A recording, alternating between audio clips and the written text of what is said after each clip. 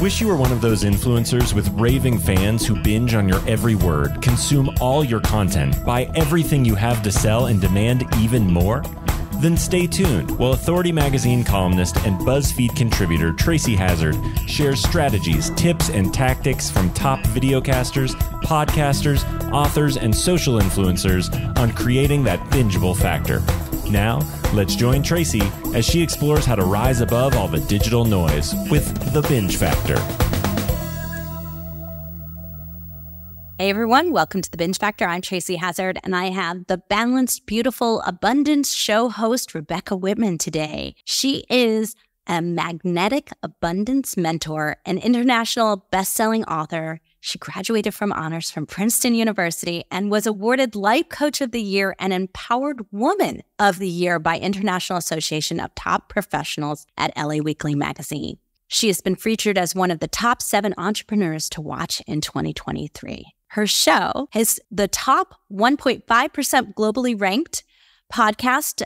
It won the Positive Change Award. Her philosophy on abundance divides into 7 pillars, which includes spiritual, physical, emotional, romantic, mental, social, and financial. And she helps people achieve balance within these 7 areas so they can experience more fun and more freedom in life. She has been featured in New York Weekly, Miami Magazine, LA Weekly Magazine. In addition to her appearances on ABC and CBS, she's guested on over 100 podcasts, and she's given keynote speeches at Columbia University and UCLA and shared virtual stages with Grant Cardone, Jack Canfield, and Les Brown. She is doing amazingly well on Instagram, so you're going to want to check that out too. And you're going to want to go look and listen to the Balanced, Beautiful, Abundant show with Rebecca Whitman. But let's hear a little bit about how she started the show, what's so great about the show, because there's some really fun things. And I'm going to do something I've never done before, give the binge factor right at the beginning. So let's listen to Rebecca Whitman. Rebecca, I'm so glad to talk with you. Balanced, Beautiful, Abundant show. I love it. It's high energy. You have so much energy in your show. It is astounding. I thought I did. And then I heard your show. So I think my audience is going to be like, I don't believe you, Tracy. And they're going to have to listen to your show. You have such great energy. Thank you so much. Yeah, I really believe that your vibration and your energy attracts abundance. So I pour all the energy that I can into the show. Like I'm glad you noticed it, because I really go all out and I love to just be, really present with my guests, like listen to them like my life depends on it. Well, everyone who listens to the show knows that I analyze everyone's binge factor, and I've never once, this is the first time ever where I started with your binge factor. And I started with this because it is so powerful. It draws people in. And when you draw it in and you're attracted to that energy, you're going to want to binge and listen to all the shows. There's no way that's not going to draw them through your catalog. And that, I think, is really powerful and something that a lot of podcasters have no idea and don't sense. I'm so flattered that my podcast is binge worthy, because I know you're an expert and you've been in this space for a long time, and you actually teach people how to launch a successful podcast. So yay, I'm binge worthy, according to Tracy Hazard. I need to put a little word thing on my website for that, binge worthy. Don't worry. When we close out our show, we always send you something that you could share on social media about what I said about you in your show. So that's actually part of the way that we run our show here, right? We want to highlight that. And it's one of the reasons that I have this feature on my show, so I can talk about what's really great about your show. But that's what we're here to learn. We're here to learn about, what do you do so special that has been working for you? And I want to go back a little bit to the beginning, because you've been doing this quite a while. You've been around since doing this since early 2020, and you've got over 160 episodes as we're recording this right now. So you've been doing this quite a while. You've got a lot of great interviews. You're very focused in your niche too. So you're really tight into the things that you teach, the things that you have affiliates with, the things that you are most powerful with in terms of how you give into the marketplace. And that has worked for you, obviously. So tell me, when you started it, what were you thinking you were going to get out of it? And then now, what do you feel like you're getting out of it?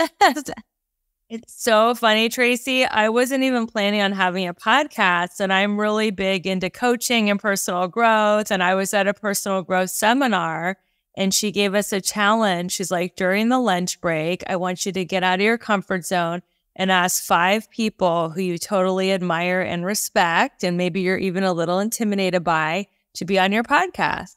So I asked 5 people and one said yes. And I was like, oh my God, I better have a podcast because this person that I really admire and respect said yes. And now I want to have a show that she can actually be interviewed on.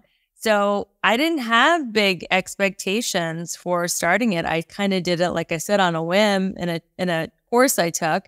Now, what are my expectations? I would love to have some paid ads. I mean, I'm obsessed with the big podcasts like Ed Milet, and I love Smartless and stuff like that. And I'm like, oh my God, they are making money off ads. And I love that my podcast is grassroots, and it's just like one person tapping another person on the shoulder going, hey, listen to this. And I know that's how it grows.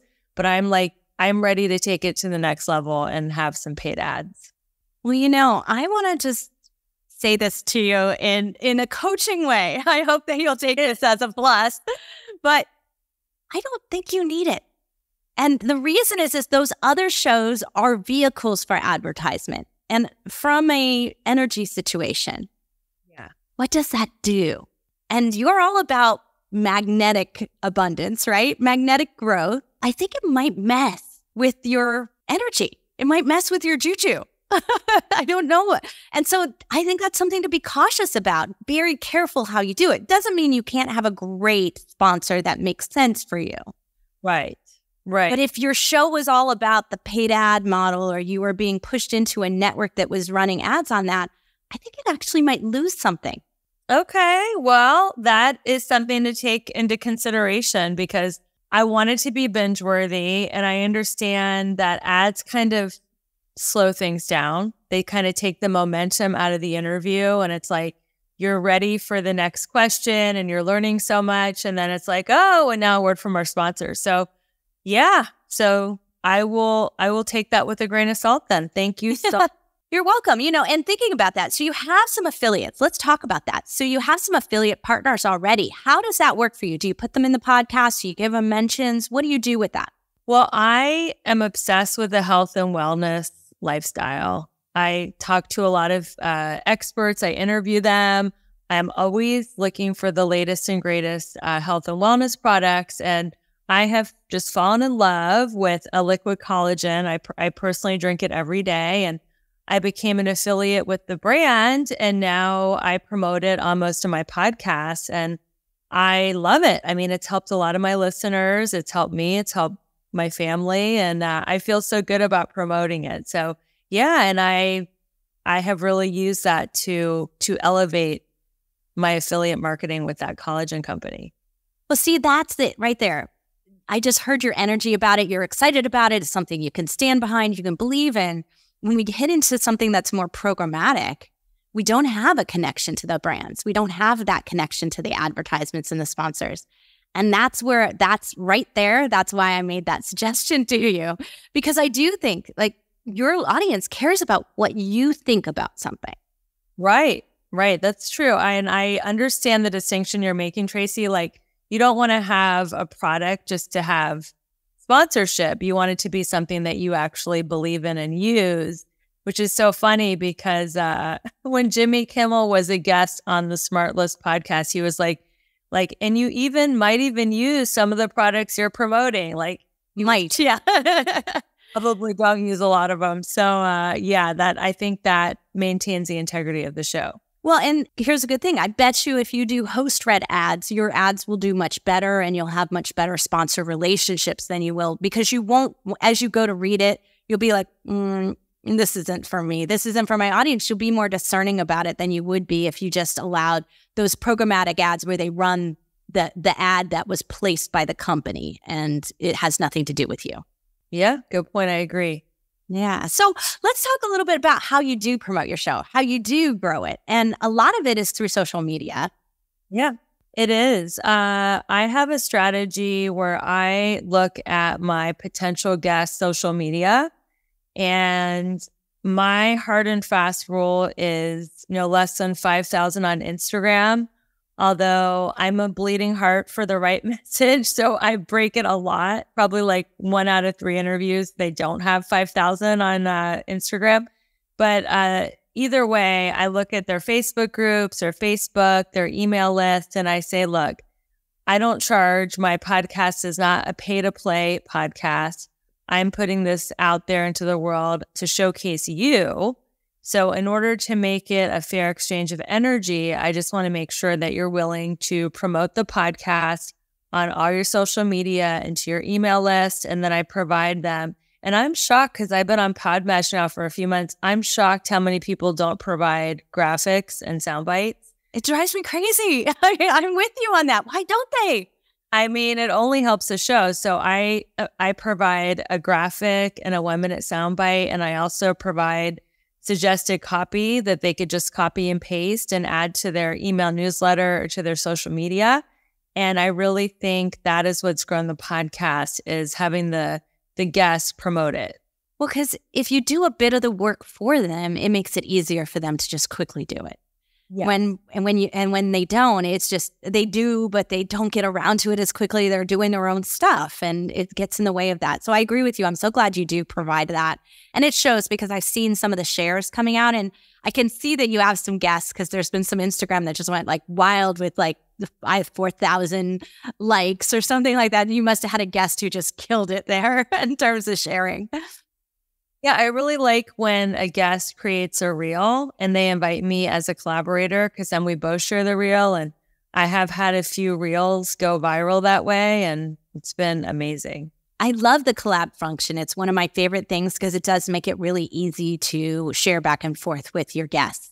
Yeah, I love collaboration. I mean, collaboration over competition is my motto, which is so funny because I grew up playing national level tennis and Ivy League grad, and everything was competition. And I really feel like things have shifted in the business world and also my personal psyche. And in the last 5 years, where I'm like, there's plenty of good, like abundance, right? I've gone from scarcity to abundance. There's plenty of success. There's plenty of money. There's plenty of love. There's plenty of likes, and I can just share with other creators, and it's so much more fun. Oh, I'm so glad you said that. I have so many people who come into podcasts and they're like, oh, but I only have this many downloads. Like, it's a scarcity mindset to begin with, instead of like, I just spoke to 100 people in a week. You know, that's great. I mean, when you think about it, like when I first started my podcast, I had an average of 30 downloads. But I was like, okay, if I was in like a conference room and there was 30 people listening to me, I would be thrilled. 30 people showed up in a conference room to listen to my message, and I was grateful. So I would tell any new podcasters that are listening, what you focus on expands. So if you focus on the lack of listens, the lack of, oh, why isn't anybody rating or listening? Why am I not getting more views or whatever? You focus on that, you'll get less listeners and less downloads, and you appreciate what downloads you have, and then you'll start to gain momentum. It is a slow process. And I also think this is a game of persistence, because I read a statistic that most podcasts don't last past 20 episodes. Is that what you've heard too? Like, so if you have the persistence, it's 11. 11 episodes, so it's even lower. Most podcasters don't make it past 11 episodes. So if you're just persistent and consistent, like I pick a designated time every week. Thursday at noon Pacific is when I record my podcast, and it's just a non-negotiable spot on my calendar. If the speaker flakes, I will like scramble to find someone else to have that Thursday at noon podcast interview. I do it no matter what, even in the holiday season. Yeah, it's set in my calendar too, right? And then I'll show up for other people. So it's easy for me. If there's an appointment, I'm showing up. So it won't matter. I'd have to be really, really sick not to show up. So that to me is really how I keep it going. So I totally relate with that. Tell me a little bit about what you said, that you started the podcast because somebody said, go ahead and invite someone on your show. But getting it started probably wasn't so easy. What was the most daunting part about that? I'll tell you, What was hard was what I did before the podcast. I tried to host a virtual summit, and I've been on a million of them. I'm so grateful to be a guest, but I only had 7 experts. I teach 7 pillars of abundance. So I'm like, oh, this will be so easy. I'll have a different expert for each pillar of abundance. And it was just not the actual recording, because I just use Zoom, but just the coordination of all the pieces, the landing page and the outreach and getting the experts to send it to their list. It was really hard. But what I did is, just to start with a little momentum, is I turned those 7 summit interviews into the first 7 episodes of my podcast. So I started with already 7 recorded. And that's great. So you gave yourself a little boost at the beginning and cut yourself some slack on having to record. Yeah. So I had 7. So that person that I invited to be on my podcast at the seminar as a challenge, she was actually my 8th episode. So that is kind of how it launched. What was challenging to me, it really wasn't, because I haven't, like, today was challenging when we were trying to set up my mic. And this is like, I've been in this podcasting game for 3.5 years and I've never had a mic. I've always just used Zoom. And today, trying to get a new mic set up was challenging, but just talking on Zoom, I really think that Zoom has saved the world. I mean, it kept so many businesses afloat and people together during the pandemic. And I just use Zoom to record my podcast. I'm not in a fancy studio or anything like that. I do have an editor and a producer that I met on Fiverr, and I just send him the raw Zoom recording and he cleans it up. And it's a seamless procedure. The hardest thing was we also talked about this. I did a version of my podcast as a live talk show, and that timing of that, I had someone in my ear saying, cut to commercial break, you have 30 seconds. So not relating to him, and he's talking in my ear and like paying attention to my guest. So when you listen to my podcast, there's a 6-month window where I say I'm coming to you live from the Bold Brave TV network. That was a whole different version of my podcast that it was released as a live talk show, and that was challenging. Yeah, I'm not a fan of that radio show model. For me, it doesn't fit my style, right? I want to dive into the conversation. I don't want any interruptions. I want to hear from you. I want my audience to hear from you. And so it always frustrated me. So I've never followed that model myself personally. But, you discover what fits you. I wanted to try it because I wanted to feel like a live host of a live show versus a podcast. And I tried it for 6 months and I'm like, no, I like the more organic conversation rather than the live radio version of it. So we were talking about before we started recording that you are going to be running a class and driving people from your podcast into your programs, into your classes, into your coaching. It's not an easy thing. What is it that you do that helps to get your community off the podcast and into your classes? Yeah, it's something that I've been working on. It's not that easy to do. One thing that I've been doing that I just started a couple months ago is I launched a free women's circle so that anybody from my podcast can get a free hour of group coaching with me, just to experience me as a coach, as a mentor in a very low pressure group setting. That's been really amazing. And then another thing is I'm launching a course on how to manifest your soulmate, and I'm going to start promoting that. I haven't promoted it yet. This is actually a good reminder to add a bumper, actually having a bumper saying, hey, if you're single, if you are looking to manifest your soulmate, I'd love to get on a call with you. So I really believe in changing your bumper around with a call to action depending on what you're promoting. So doing it in the intros or outros and not just in ads. So we do it where we recommend that if you're going to do it, it's the outro or it's the end. And if you're running an ad program, you run it like, post-roll is what they call it, but right before your outro. So you don't actually change your outro, but you change your post-roll ad. And the reason for that is because you've earned the right? You served them over the call and now they want to know what's next. And that's what's in their head already is what's next. They already have an abundance mindset about what's next. So give it to them. Give them what's next. If you give it to them at the beginning, it's harder. I find it's harder to get the conversion. I think it's the same, with an in-person seminar or a webinar. You give value and then you have a call to action. And then it's on the end. Yeah. It's been fed and poured into, and it's like, okay, I feel full now. Now what do I do with this information? So yeah, I think the same is true in person, just to have the call to action at the end. So now you have a free gift that you offer, which you've been kind enough to offer to our listeners here as well. Tell us a little bit about the gift and tell us how you offer that on your show to your listeners. Well, I tell the story about how I got this gift because it's an amazing story. And I think please tell us because you can't leave us hanging. A great thing to do as a guest and a host because people love learning through stories. So the story is this. I was 19. I was at a 12-step meeting in Cincinnati, Ohio, where I grew up. And I was sitting next to a woman that I had never seen before in my life. And she introduced herself. She's like, hi, my name is Janet, and I want to show you how to write in a God journal. And I was like, okay. So she gave me the format and I scratched it down. I never saw Janet again. I really believe she was an angel because I have been using these journal questions now for 30 years. And they have completely changed my life from negative and just resentful, angry to positive, loving. In the journal questions, it teaches you how to flip the negative that happens in your day to the positive so that you can learn from it.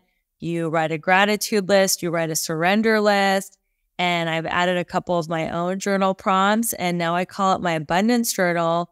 And I have walked through so many highs and lows of life with this journal, anything from losing a parent, losing 2 dogs, getting a divorce, to all the highs, getting voted Life Coach of the Year and being just a couple months ago, I was top 7 entrepreneurs to watch out for in 2023 in LA Weekly. Lots of accolades. Those can be just as derailing for me as the lows. So this journal just keeps me even, it keeps me balanced, and I keep just growing and learning from my wins, from there is no failure. I either win or I learn. So I learn from my experiences through this journal, and I get to learn from other people's experiences. There's even journal prompts, looking at other people, learning from what they're doing well. And I want to offer it as a gift to your listeners. See how powerful that was, everyone? This is how we like to do and learn at the same time, right? So the story itself makes you want to accept the gift. Just making an offer is not enough. Rebecca, thank you for that. That was really powerful. I look forward to your gift, and I'm sure that there will be lots of listeners who will take us up on that as well. Can a podcaster who's been doing this a while stay motivated? Yeah, I think that's a great question. How do you stay motivated? I personally stay motivated by my guests because I am an eternal student of life. And I believe that every conversation, even it could be in the grocery checkout line or at the car wash, I really believe that the universe speaks through other people. And I feel out of all the billions of people in the world that I can have on my show, that I have it's a divine design, perfect divine timing, the right guest at the right time to teach me personally what I need to know to get to my next step of growth, development, and unfoldment. So I am asking questions that I personally want to know, and every time my spirit gets fed. I have never walked away from a podcast interview being like, oh my God, what a loser. I didn't learn anything. That guy told me everything, or that woman told me everything I already knew, because I'm really listening in the way that I word the questions. Even if I don't have it in because I do pre-write my questions out, I'll expand it or go deeper into a question because I'm looking to evolve with all my interviews. So I don't ever feel burned out on my podcast because I'm learning so much from my guests. And I guess to that would say I wouldn't put anyone on the show. I do pre-interviews. I wouldn't just put anyone on the show that I feel I could not learn or my audience couldn't learn from.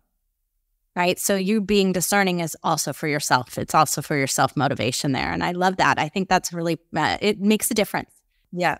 Well, Rebecca, before we go, I want to leave you the opportunity to give any advice that you have out there to someone and, maybe give someone else the challenge that you got to get started. Those that are sitting on the fence and still haven't started their podcast, but they've been listening to my show for a long time. Yeah, I would tell them it's not that hard. There are podcasters that have the studios and the mics and the soundboard and all that stuff. But me, I mean, my podcast was rated 1.5%, top 1.5% globally in self-help, and I don't even have a mic yet. Like, seriously, like Tracy was helping me set up my mic. I just have a Mac computer and Zoom. I have an editor that I've never even met, that I met on Fiverr. And if I can do it, you can do it too. I think the intention is more important than the mechanics. If you have an interest or a passion or something that you love to geek out on, then I guarantee there are other people who have the same passion or interest and they want to geek out on it too. And you can find experts that you can genuinely learn from. So you're feeding your interest and your passion, and other people will listen. If you're excited about it, they'll be excited. And then the other thing is, don't be shy about promoting it on social, because there's a million podcasts, and the only way the people who know you will listen and support you is if they know you have a podcast. Rebecca, thank you so much for bringing the balanced, beautiful, abundant show to fruition and bringing it out and keeping it going. Thank you so much, Tracy, for having me on your show, and for everything that you do for up-and-coming podcasters. I'm sure your show and your coaching program has launched so many podcasts that are helping so many people. So thanks for everything you do as well. I love the concept of magnetic. So she's a magnetic abundance coach. And I love the concept of that for our show. I mean, that's what we want. We want this magnetic attraction to what we're talking about, to us, to our energy. It's really what I think the key that comes across in podcasting that doesn't come across in any other media type in the same way. We don't always pay attention when we're watching video. You see those people who are really watching it, they're listening to it. So when the energy of the listening isn't taken into consideration, when we're relying on all this visual stimulation that we do on YouTube Shorts or we do on Instagram Reels, or we're doing all of that, that's why we can only have an attention span for 60 seconds, because it's too much to pay attention to. We can't do that in a long tail media type. Someone can listen to us for a long period of time, a much longer period of time, because our tone changes, our energy changes. We build momentum up for what we want. And that's a very magnetic experience, right? We're drawn to that. And when we feel it and we like it, we want more of it. That's the power, the bingeable power of podcasting that doesn't exist in quite the same way everywhere else. It's something that Rebecca's tapped into. She's got the intention of that. She sits down and she thinks about the power of abundance before she starts. Her intention before she even started her show for the first time, her connection to her guests. She's being intentional about that as well, making sure that she's going to be interested in them, so you'll be interested in them. All of those things add up to making a great show. And too often we get caught up in the mechanics. And I love that she mentioned that as well. And we get caught up in the mechanics of things, and we forget about our intention. We forget about our audience. We forget about the purpose of why we're doing things. We get too caught up in something that really doesn't matter at the end of the day, that we can compensate for with amazing energy. We can compensate for, or we can adapt into, add a microphone later, just like Rebecca, right? These are things we can build up to. They're not the necessities that many people out there are selling you stuff. Makes you think that they are. What I love about podcasting so much is that I can use my energy as a draw. And Rebecca does that to the nth degree. So go check out the Balanced Beautiful Abundance Show. Make sure you go to the blog post for this episode at thebingefactor.com, because you don't want to miss the link to go get that wonderful free gift she offered us and that beautiful story she told, and the way that that journal might help you start your podcast too, right? What are you afraid of? What do you need to let go of? I'm sure that when you talk about that surrender model, when she talked about that, there's a place in there for you to surrender the things that are holding you back. So go check that out. Make sure you connect up to Rebecca Whitman and make sure to listen to The Binge Factor next week and follow us on social media so you can get more tips. You can get little sound bites. Please share Rebecca on social media and tell people how much, and tell her how much you appreciated her energy, her tips, the value she brought to you today. Thanks everyone for listening. I'm Tracy Hazard, and I'll be back next week with another podcaster here on The Binge Factor. You've been listening to the Binge Factor podcast. For more information on podcasting and videocasting success tips and tactics, please go to thebingefactor.com. And be sure to listen to our other show for podcasters called Feed Your Brand. If you'd like to be interviewed on this show, as well as featured in Tracy's column, please go to thebingefactor.com/guest and apply.